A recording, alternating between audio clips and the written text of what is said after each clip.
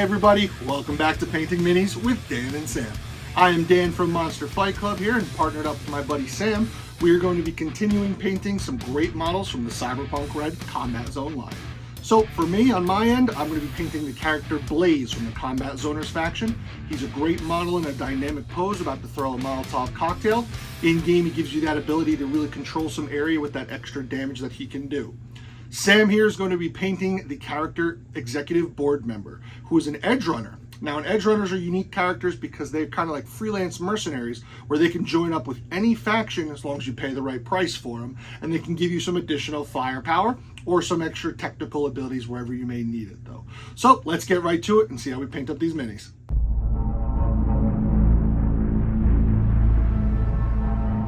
Hey everyone, welcome back to our painting series. I'm Dan from Monster Fight Club. Today we're going to be painting Blaze from the Combat Zoners for Cyberpunk Red Combat Zone.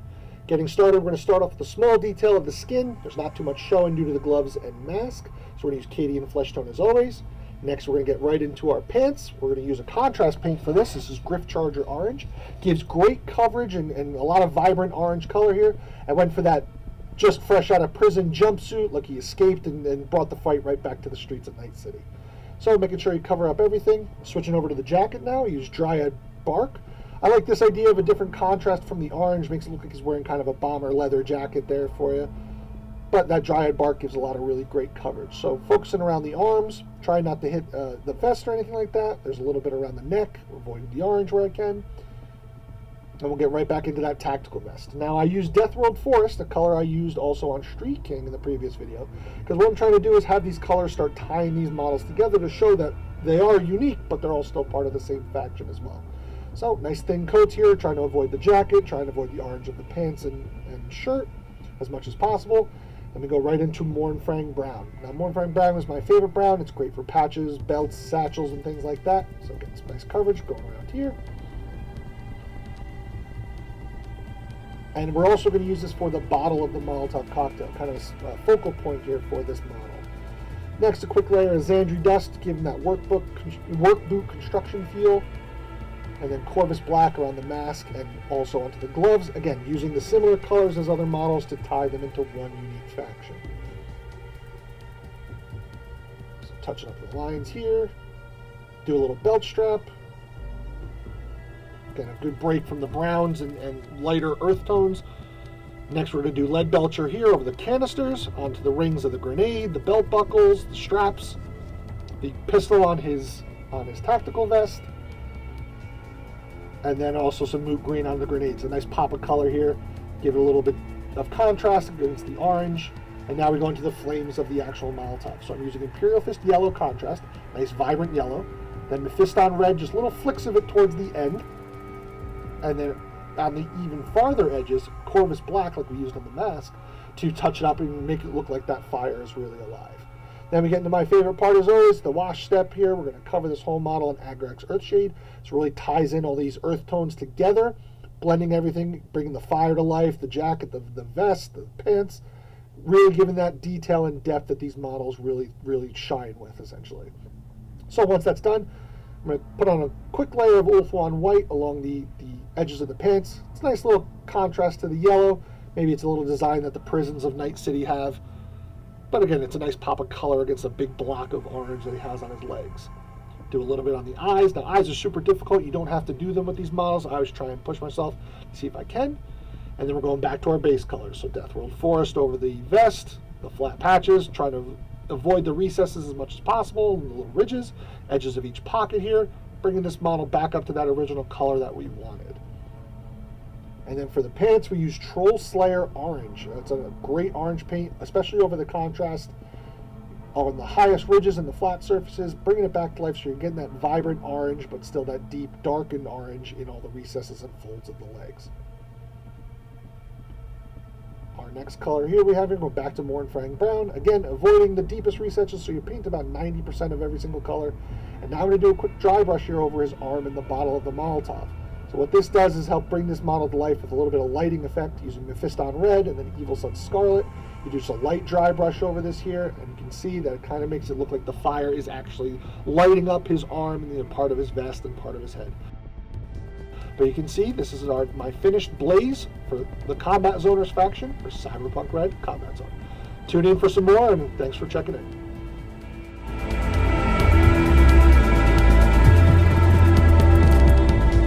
Hey folks, welcome back. This is Sam, and I'm using tanned flesh on the Exec's face here. His face and neck are the only parts of skin that are actually showing. His arms are metal enhancements. And I've moved on to his pants of his suit using an alien purple from Army Painter's War Paints. And I like to do thinner coats all over the model and then do multiple coats, because that kind of helps ensure that the details of the model, of the sculpt, kind of stay there and ring true. So I do lighter coats, thinner coats, but just do multiple of them. So that's a technique that you can usually employ.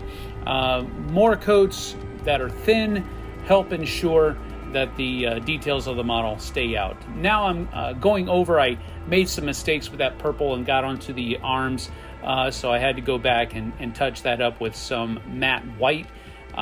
So that's just the way it goes. Sometimes you have to go back and touch up places that you didn't want the other colors on the other layers of the model to reach. So I had to go back and touch that up a little bit. Then I went in and did a matte black on the briefcase that the executive is carrying. Of note, the tie there, I used a green skin color, just a really cool base color. It's the same green that I used on the detective's vest, so that was pretty neat. Also using that matte black for the belt here on the back, and then what is going to be the metal part of the gun that's sticking out of the top of his pants there. Also on his shoes for the base model, and then also for the hair that's up top as well. Also used that green skin to do the hairband that's around his top knot there. So it was pretty neat. Now I'm using the gunmetal to go over his arms. As they are enhanced arms, they are not regular skin arms, so going to do that, and that's pretty much there. Now I'm dry brushing that same gunmetal onto the black area of the briefcase, so that the black uses the kind of gives the same effect as a wash, but dry brushing kind of just hits the top edges. And now I'm going back with some shining silver and touching up just some of the highlights of that briefcase. We'll be doing some more with the briefcase later on with the green for some of the lights and stuff like that.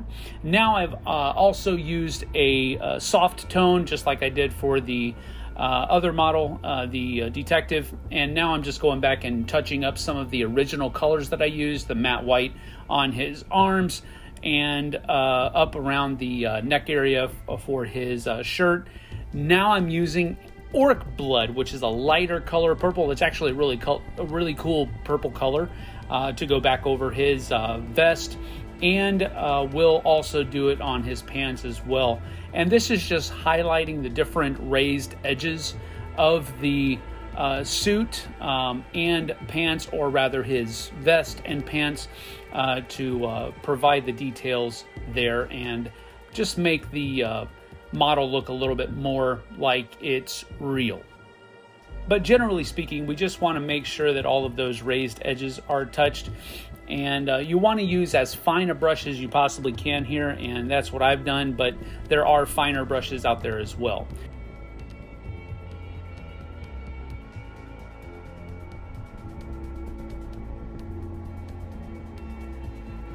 Now I'm just doing the base on it with matte black, but I'm being consciously rough with it because I'm trying to provide a little bit of texture so that the dry brushing of the highlighted asphalt works. So now you can see that I used a gray to kind of dry brush over that matte black for the asphalt, and then I used a demonic yellow for the stripe, and I think it came together pretty well. Thanks for joining us. And that about wraps up this episode of Painting Minis with Dan and Sam. We really do appreciate you taking the time to watch these videos as we create them, but we want to hear from you guys now. Is there a character that you want to see painted? Is there a faction that you really want to highlight that you're excited for when this game comes out? Let us know in the comments below. We want to hear from you guys just as much as you want to watch more videos from us. So let us know which characters you like, what faction you're going to be playing when Cyberpunk Red Combat Zone releases, which is right around the corner. Again, we hope you're taking a couple tips and tricks from these videos to get your models painted up and onto the tabletop as quick as possible. If you've painted up any of your models, post them into the comments, let us know on social media, and we'll see if we can get you guys tagged in there as soon as possible. But again, for Sam, I'm Dan. Thanks for tuning in. See you next time.